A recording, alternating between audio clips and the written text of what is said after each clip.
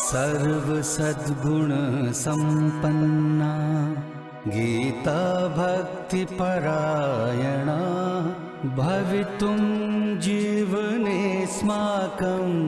जागृता बालका वयम् उत्थाने राष्ट्रधर्मस्य विज्ञानदृष्टिमाशिता विवेकानन्द मार्गेण वयं सर्वे समर्पिताः।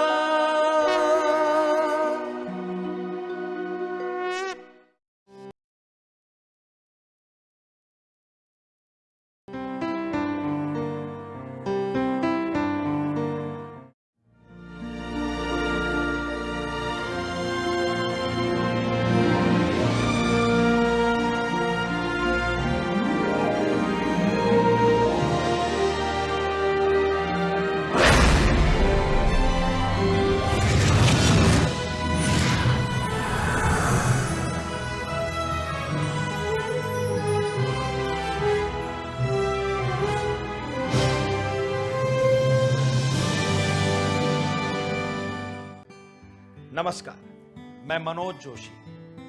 हेमा फाउंडेशन द्वारा निर्मित जीवन मूल्यों की पाठशाला ये कार्यक्रम में जीवन को संवारकर व्यक्तित्व निर्माण करने वाले नैतिक मूल्यों का समावेश किया गया है। इन एपिसोड्स का निर्माण भावनात्मक बुद्धिमत्ता और विज्ञान के आधार पर किया गया है, जो हमें मानवीय मूल्यों के साथ साथ जीवन जीने की कला सिखाते हैं। विद्यालयीन शिक्षा के साथ साथ सत्य, साहस, सेवा भाव, परोपकार, स्वच्छता, संस्कृति जैसे अनेकों जीवन मूल्यों को समझकर और अपनाकर ही हम अपने जीवन को एक नई दिशा दे सकते हैं, जो हमें सफलता की सीढ़ियां चढ़कर हमारे जीवन को नई ऊंचाइयां, नए आयाम दे जाते हैं। धन्यवाद।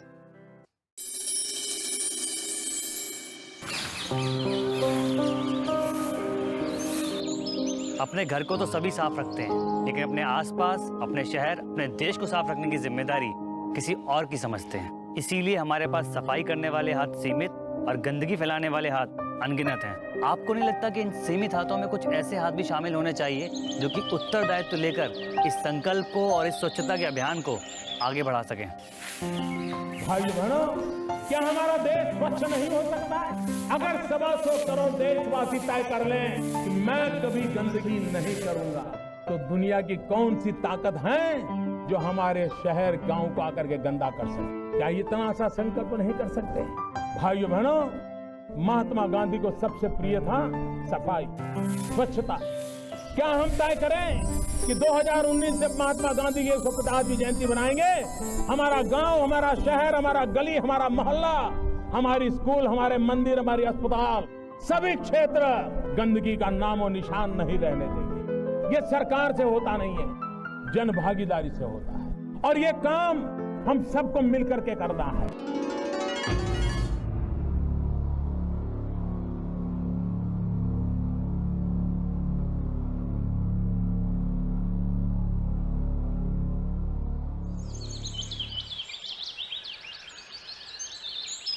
अरे बेटा, कहाँ जा रहे हो? अरे भूल गए क्या, संडे है? नहीं पापा, करंट इश्यूज पर अवेयरनेस बढ़ाने के लिए आज स्पेशल क्लास है। तुम बच्चे भी करंट इश्यूज पे क्या करोगे?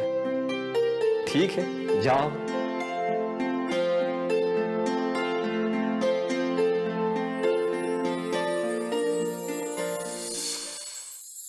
अभी तक नहीं आए, लेट हो जाएंगे स्कूल के लिए।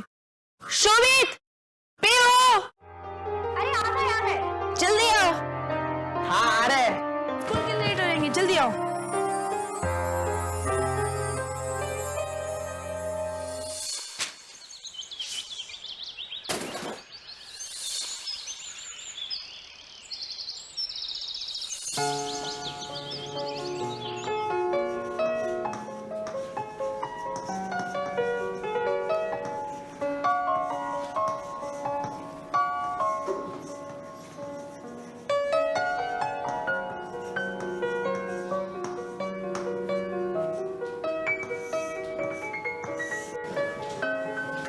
तो आज का टॉपिक है importance of cleanliness and you children are not only the future of our country but also our strength.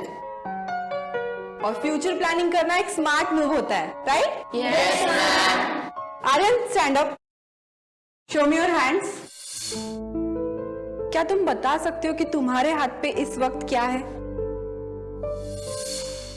सोचो। Okay, sit down. हमारे स्किन के हर 1 स्क्वायर इंच पे 6 to 20 मिलियन माइक्रोस्कोपिक क्रिएचर्स होते। तो सोचो कि हमारे पूरे शरीर पर कितने होंगे और हमारे आसपास कितने होंगे, ये तो हम सोच भी नहीं सकते। इसीलिए हमारे शरीर के साथ साथ हमारे आसपास की जगह को साफ रखना बहुत जरूरी होता है। यार, इसका मतलब कि रोज नहाना पड़ेगा।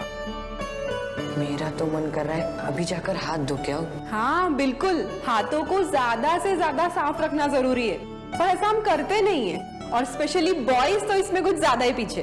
वो कैसे टीचर? 2004-2005 में मिनेसोटा डिपार्टमेंट ऑफ हेल्थ ने अलग अलग पब्लिक रेस्टरूम्स में की गई एक स्टडी में पाया कि 64 to 75% फीमेल्स बाथरूम यूज करने के बाद अपने हाथ धोती हैं, जबकि सिर्फ 30 to 51% मेल्स ऐसा करते हैं। चुप कर। Coming to our topic now, हमें 4 चीजों का ध्यान रखना है।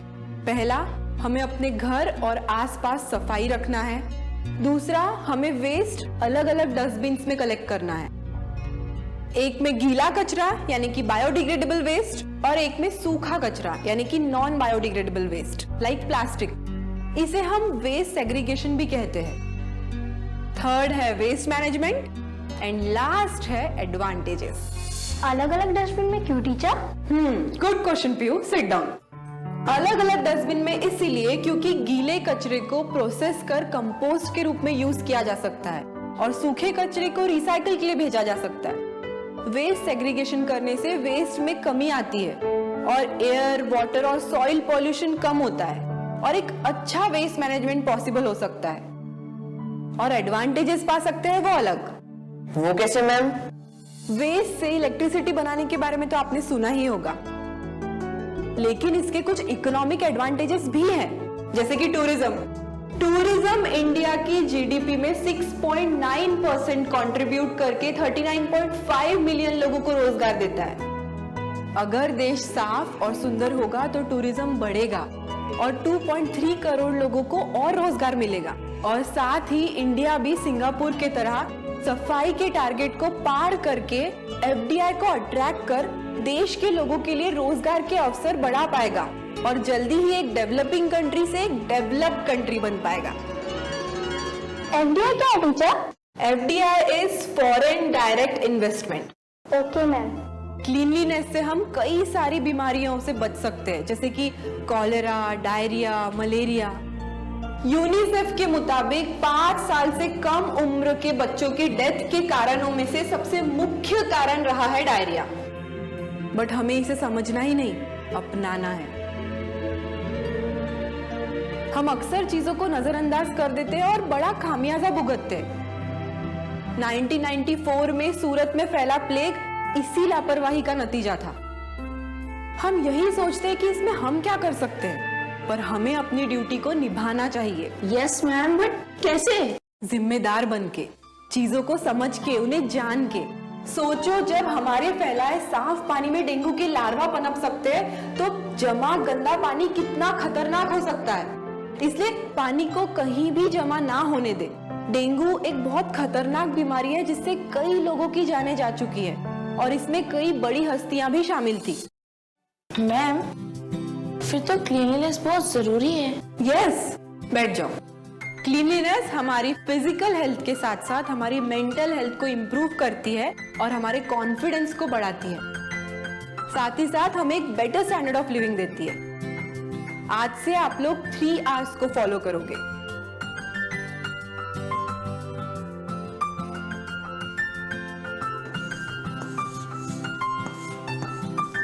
Reduce, reuse, and recycle. Okay? Yes ma'am. I hope अब आप लोग समझ गए होंगे कि आपको क्या करना है। Yes ma'am. Very good.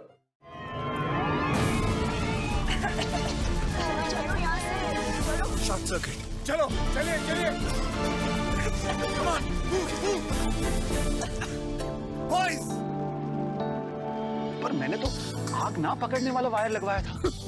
ऐसी कोई वायर ही नहीं है। पर आर काबिल का फायर एक्सपायर्ड, न काला जहरीला धुआं छोड़ता है, न कभी आग फैलने देता है। आर काबिल, अकलमंद बनो, सही चुनो। यार शोभित, टीचर ने कितनी अच्छी अच्छी बातें बताई आज। हाँ, हमें इन्हें अप्लाई करना चाहिए। हाँ।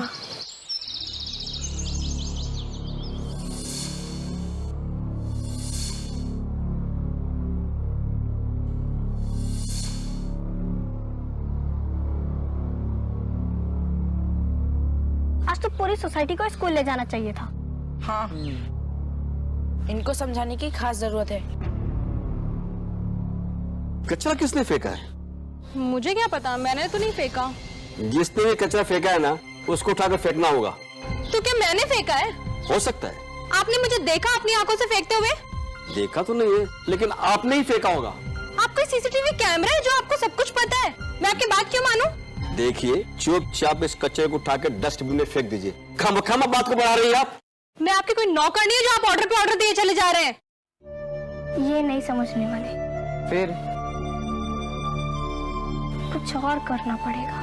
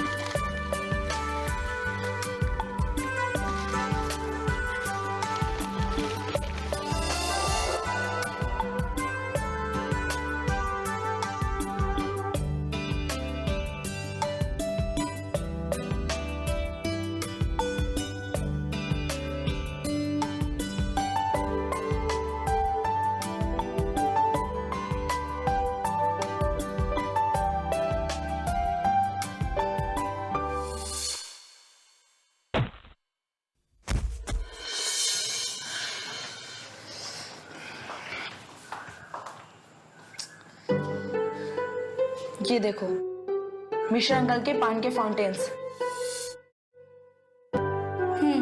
टीचर ने कहा था ना कि जब ऐसे कॉर्नर और डेड स्पेस में रहते और मल्टीप्लाई होते जाते।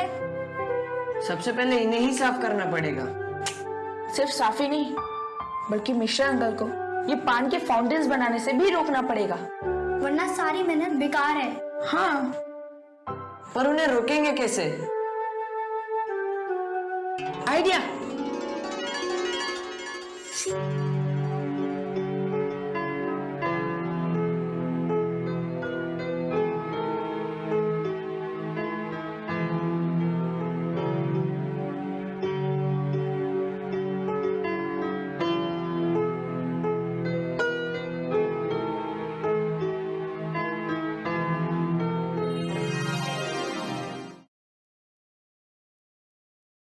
यहाँ थूकना मना है। जैसे ही मिश्रा अंकल की कॉर्नर पर नजर जाएगी तो उनके मुंह का पान उबाल मारने लगेगा, और जैसे वो यहाँ आके थूकना चाहेंगे उनकी नजर इस पर पड़ेगी, और फिर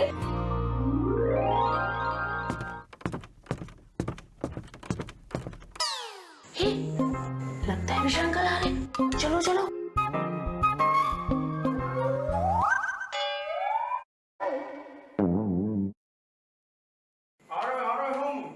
कोई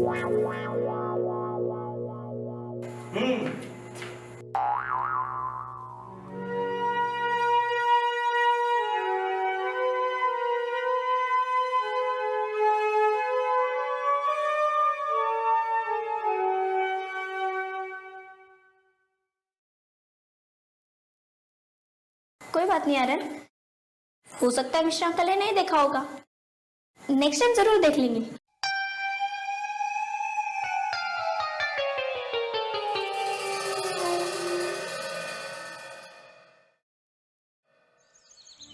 क्या सच में इतना मुश्किल है इन छोटी छोटी बातों को समझ पाना, या हम जानबूझकर इन्हें नज़रअंदाज करते रहते हैं? अगर हम इसी तरह चीज़ों को नज़रअंदाज करते रहे तो ये हमारी आदत बन जाएगी, जिस तरह मिश्रा जी की बन गई है यहाँ वहाँ थूकने की।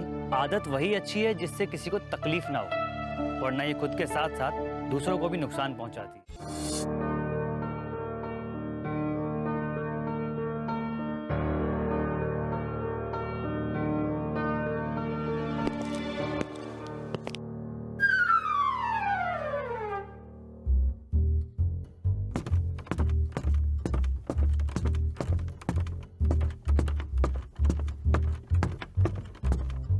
नमस्ते अंकल।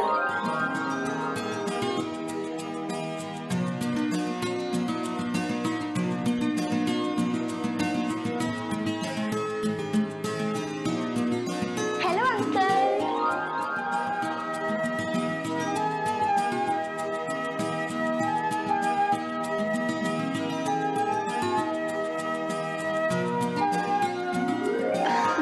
Hi uncle. कुछ नहीं, बस एक्सरसाइज कर रहा था।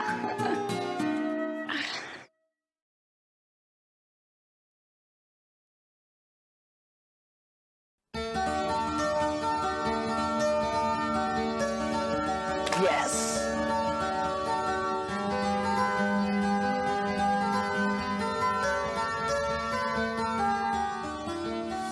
मिश्रा अंकल तो डस्टबिन तक पहुंच गए। अब क्या? अब पिंकी आंटी की बारी है। हाँ, उनका कचरा हमेशा डस्टबिन के राइट साइड गिरता है। तो डस्टबिन को थोड़ा राइट में खिसका देते हैं ना, प्रॉब्लम सॉल्व। ये अच्छा आइडिया है। चल।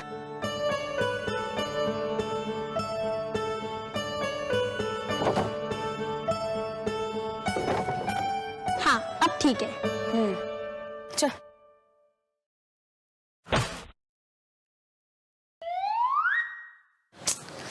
ये पिंकी आंटी का थ्रो ना हमेशा खराब रहता है। हाँ।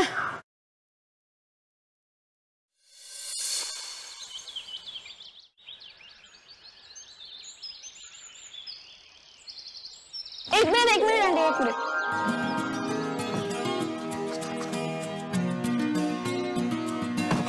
हाँ आंटी, अब फेंक दीजिए। हाँ, अब कचरा बाहर नहीं गिरेगा। हाँ, जब भी कोई कचरा फेंकना हो ना, हम दोनों को आवाज लगा देना, हम लोग आ जाएंगे। सोच क्या रहे हो आंटी? डालिए ना। अरे बिंदास डालिए, डालिए डालिए।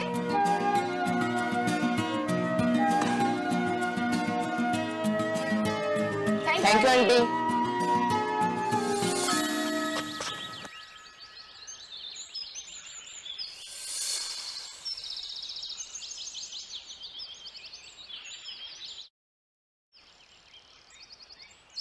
एक मिनट अंकल, ये सब क्या है बेटा?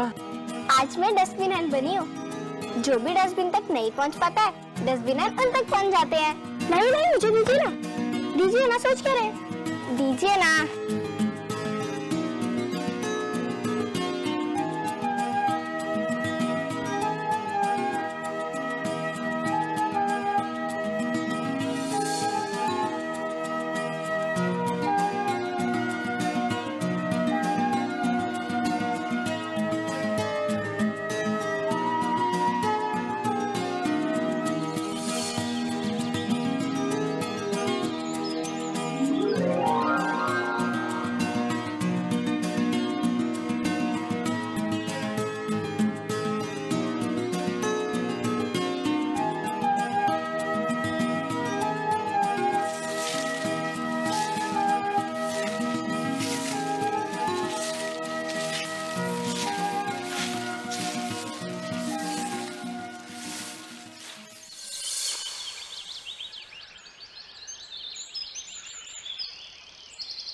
अरे दोस्तों, आज मिशन पर नहीं जाना क्या? नहीं, कितनी भी कोशिश कर ले ये लोग नहीं बदलेंगे। अरे वेकेशंस भी खत्म हो गई अब तो हमारे स्कूल की, पर इन लोगों में बिल्कुल बदलाव नहीं आने वाला। और अगर बदलाव आ रहा है तो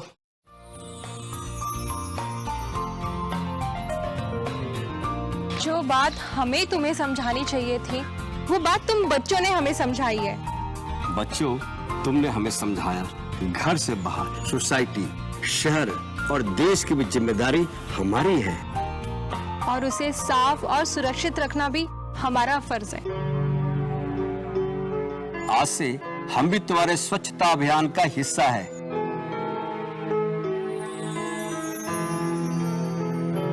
और हम ही क्यों, पूरी की पूरी सोसाइटी तुम्हारे साथ है।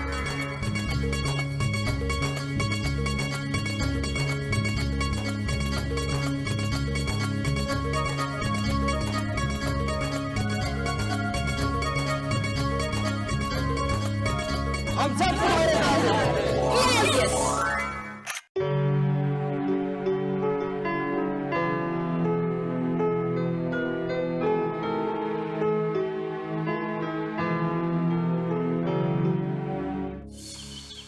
बच्चे बड़ों से ही सीखते हैं, लेकिन कुछ बच्चे ऐसे भी होते हैं जो बड़ों के सामने आदर्श प्रस्तुत करके उन्हें सोचने पर मजबूर कर देते हैं, जैसा कि अभी इन बच्चों ने किया। स्वच्छ भारत का सपना सिर्फ प्रधानमंत्री का नहीं, बल्कि हम सबका होना चाहिए। ना गंदगी करें और ना गंदगी होने दें। स्वच्छ भारत, स्वस्थ भारत। नमस्कार दोस्तों। स्वच्छता, क्या इसे शब्दों में परिभाषित किया जा सकता है? नहीं। स्वच्छता एक आवाज है, स्वच्छता एक विचार है, जिसे परिभाषा की नहीं, जीवन व्यवहार में लाने की बहुत बहुत आवश्यकता है। क्या आप जानते हैं, स्वच्छता का सीधा संबंध हमारे शारीरिक और मानसिक स्वास्थ्य से जुड़ा होता है। हाँ, और सीधी सी बात है, स्वस्थ शरीर में ही स्वस्थ मन का निवास होता है। हेमा फाउंडेशन द्वारा निर्मित इस फिल्म में जिस प्रकार वैज्ञानिक तथ्यों से प्रभावित होकर शोभित एवं पीहू जैसे बच्चों ने अपने नाजुक कंधों पर इस जिम्मेदारी को उठाया और स्वच्छता अभियान को आगे बढ़ाकर अपने आसपास के लोगों को जागरूक किया और सिखाया कि स्वच्छता एक अधिकार नहीं है जो किसी से मांगा जाए, ये तो एक जिम्मेदारी है जिसे साथ मिलजुल कर निभाया जाए। तो आइए स्वच्छ भारत एवं स्वस्थ भारत के निर्माण में अपना सक्रिय योगदान दें, क्योंकि राष्ट्र निर्माण की जिम्मेदारी सिर्फ माननीय प्रधानमंत्री जी की या सरकार की ही नहीं है, हम सबकी है। न गंदगी करें और न गंदगी होने दें। स्वच्छ भारत, स्वस्थ भारत। धन्यवाद।